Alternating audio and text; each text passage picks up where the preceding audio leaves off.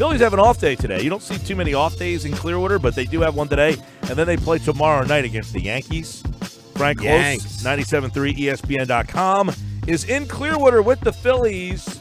If you have a question for Frank, send us a text, 609-403-0973, as he answers your mailbag questions each week on the Sports Bash. Now, Frank, you were in Clearwater before they got Bryce Harper, right?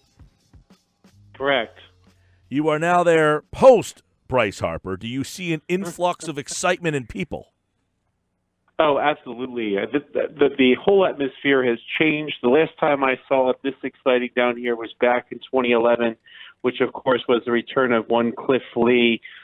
Fans are all jazzed up. A lot of people bought tickets since the Bryce Harper signing down here, too. You know, we've spoken about the number of tickets sold up in Philadelphia, but a lot of fans said, you know what, maybe I will go down to Clearwater since Bryce Harper signed, and he's going to play tomorrow night in Tampa. He's scheduled to play on Friday in Clearwater, and they've kind of been giving him an every other day kind of schedule, so it'd be really cool to see him in one of those green uniforms on Sunday, too.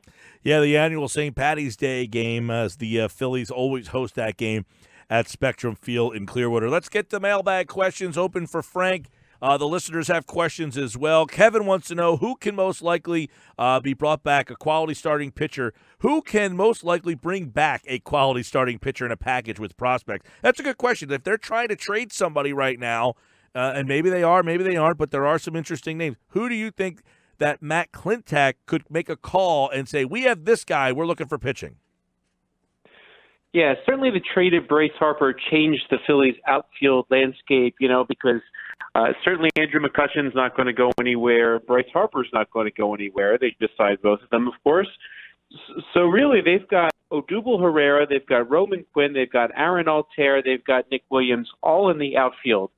And if you look at how those players profile, 3 of the 4 can play center field, and the one who can't is Nick Williams. And I think he might be the one, if any, that might be a really good trade candidate. And it's not that he is not valuable to a team. I think it's because he is valuable to a team. So a lot of teams that are trying to acquire some help at various positions at this point in spring training, their budget is mostly set at this point. And Nick Williams, of course, makes near the major league minimum. Still has some talent, still has some upside, but unlike the other outfielders, he doesn't really profile as a center fielder. So he seems to be the odd man out in the Philadelphia Phillies outfield, but still a promising young player. So I would not be shocked if he is the one who gets traded. Looking at Odubel Herrera, things could have been different if Herrera was healthy right now. When we talk about a player's salary in terms of the luxury tax, as it's called often in Major League Baseball, he's got a low average annual value, very friendly team deal overall. And, Herrera, because it averages out just over $5 million a year, it could be appealing to somebody because it's not that big a hit, but he's not healthy. So it's really not an option right now. And, the one thing about Nick Williams, even if you kind of think he's a piece to have off your bench as a fourth outfielder or a left-handed pinch hitter, the Phillies do have some options. Dylan Cousins, I've said on the air before, I don't think he's much of a prospect anymore, but I've been very impressed with him so far. He's somebody who can be a left-handed bat off the bench, perhaps, if he works out. And the Phillies still have Adam Hazley, who's one of their top prospects, who was a first-round pick a few years ago, who is a left-handed bat and could help them down the line. So I think the Phillies have options to replace Williams, which makes me think that he might be the best candidate to be traded. But, of course, the one caveat is somebody needs to be looking for a player like him before he can actually be traded. Harrison wants to know, is there any chance that Kingery would be put in center field? No, he was playing center field the other day, wasn't he, Frank? And what's the message there? Because that was interesting to me. Well, here's the funny thing, because I got asked this question on Friday, and we had a nice little back and forth with Harrison, and a few other listeners were actually chiming in on it. It was a pretty neat conversation about whether or not Scott Kingery might get a shot in center field. And what ended up happening was Saturday he ends up in center field. And my reaction to that was, I don't think the Phillies go there with Kingery unless, and here's the key, unless they're worried about Odubel Herrera and Roman Quinn, the two Phillies center fielders currently out and injured. So as you get closer to the season, the Phillies might want to know if center field might be a place where Scott Kingery might get some at-bats. Now, I don't think they throw Scott Kingery in center field here or there. I don't think that's something they do. I think they'd be more likely to use Aaron Altair, who profiles more as a natural center fielder. But if you're the Phillies and you need a place for Scott Kingery to get regular at-bats, if you're worried, at least worried at this point, that the center field might not be covered, then you put him in there to see if he can man the position okay. So he got his first shot on over the weekend, which makes me think that the Phillies might be a little bit worried about what happens at center field. And thinking back, a lot of people don't remember this, but Cesar Hernandez started a good chunk of 2013 in center field.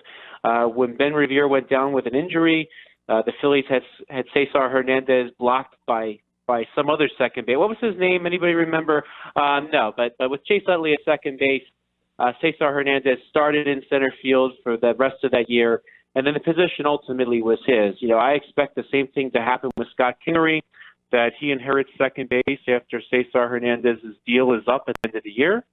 But in the meantime, it might be worth a shot right now, especially in spring training where the games don't count, to see if he can play some center field, something he did for an entire year in college. And if he profiles okay there, he might be a better option than putting Bryce Harper in center field, who didn't do that well there last year, putting Andrew McCutchen in center field, who didn't do that well the last time he played it on a regular basis. So it's something that bears watching, especially as we wait to see if Odubel Herrera or Roman Quinn come back this spring. It's going to be interesting to see how that plays out. Lindsay wants to know, what are the odds the Phillies land a left-handed starter? Are Gio Gonzalez or Dallas Keuchel an option? Yeah, the interesting thing is, today is 1 year to the day that the Phillies signed Jake Arrieta.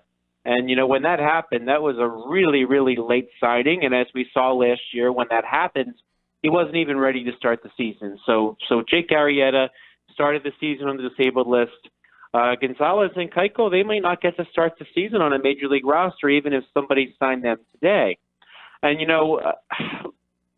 viewing that along with the other things, I think that the Phillies might just simply go with what they have for right now. And there's a couple of reasons for this that are pretty important. The first is that competitive balance tax, commonly known as the luxury tax we talked about. Now, the Phillies very quietly and loudly spent a lot of money this winter, right? So we all know the Bryce Harper deal was a big signing, but with all these other moves, including those moves that kind of took back some money from places like Seattle, the Phillies have about only $18 million left before they hit the luxury tax threshold. Now, the way they determine this is the average annual value of these contracts. So signing Aaron Nola for the long term, you take the total value of the deal divided by the number of years, and that's what the liability is. So it's, the Phillies could not necessarily be that creative where they offer a player like they did to Cliff Lee when he came, an early first-year contract that doesn't pay a lot, but then it escalates. It's not just that the luxury tax would be something that the Phillies want to avoid because they're not trying to pay a lot of money, but there are some penalties if teams go over that luxury tax. And, the first time it's 20% tax, which in itself is not so bad. But if you do it a second year, it rises to 30%. And if you do it 3 years, it rises to 50%. So, one thing that kind of kept the Nationals from getting in on Bryce Harper this year was they are above that threshold. And if they signed Bryce Harper for, say, $30 million a year, they would owe him actually $45 million a year. Not that it all went to him, but that's the cost added to the team's payroll is $45 million a year. So at $18 million a year, Keuchel probably wants something around that amount. Gonzalez might be a little less, so there's a chance maybe for somebody like him. But if the Phillies are going to use up all that $18 million, it better be major bang for the buck. And, if you talk to JT Realmuto and Scott Lauber at the Philadelphia Inquirer had a tremendous quote from from JT Realmuto the other day, where he basically thinks that when he faced the Phillies in the National League East, they had some of the best stuff in the entire division, and he went on to rave about the likes of Nick Pivetta. He raved about Vince Velasquez. He raved about Scott Eflin. And essentially any lefty that you bring in would be replacing one of those guys. Beyond that, you have Jared Eichhoff in the mix, and Cole Irvin was just sent to AAA, so he is not going to be a candidate for this year. But, you might want to see what JT Realmuto does with these players first before you add somebody. And then certainly if you add somebody towards the trade deadline, they are not going to cost you the full $18 million.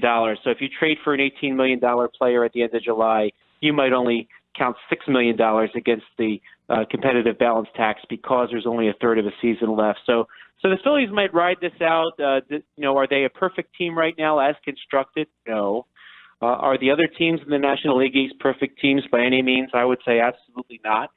So it's probably a good thing for the Phillies to kind of ride this out a little bit, see where it goes, and they can add stuff at the trade deadline and still have some flexibility under there. Because again, if you only have the player for a third of the season, you're only hitting 1/3 of that dollar amount of the player's contract for that competitive balance tax. So lots to see play out here before you necessarily have to have a left-handed starter. He's Frank Klose. You can listen to him every Tuesday with the mailbag segment right here. You can send him your mailbag questions, and he will answer them on our website, 973ESPN.com.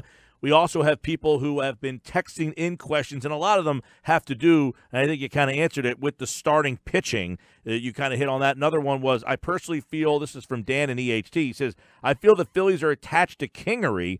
Do you think he is a potential starter in this league? Is he just kind of the part-time player? Now, you think he will eventually be the starting second baseman maybe after this year?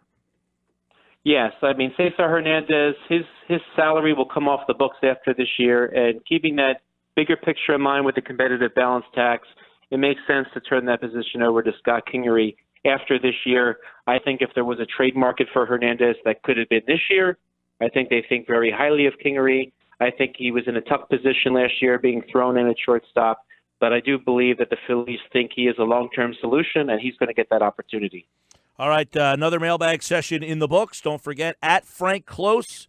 That's Frank Klose with a K, Klose, for your Phillies questions. And we do it every week at this time right here on the Boardwalk Honda Hotline as the Phillies have the day off. By the way, I am heading there Tuesday, and I'm hearing rain in the forecast and not nice weather. What the heck? Well, that's my mailbag question. I'm Come on, Frank. Now. Yeah, you're getting all the last sun. week was really cold, so I had beautiful weather when I was here the first time. It's beautiful now, and we'll save the rain for you, Mike. Yeah, you picked all the good weeks, apparently. You stole them from me. Last year I was there. It was cold the whole time I was down there. What's cold? How cold was it? It was like in the 50s and 60s, man. That's unacceptable. Yeah. For Florida? Yeah. All right, Frank. Well, I've been here for multiple record lows, so it's about time that the weather gods work out in my favor. Frank Klose, tomorrow night he will be checking out Phillies and Yankees, and he'll be there on Friday as well. We'll check in with Frank later on the week after to get another Phillies update. Thanks, pal. Thanks, guys.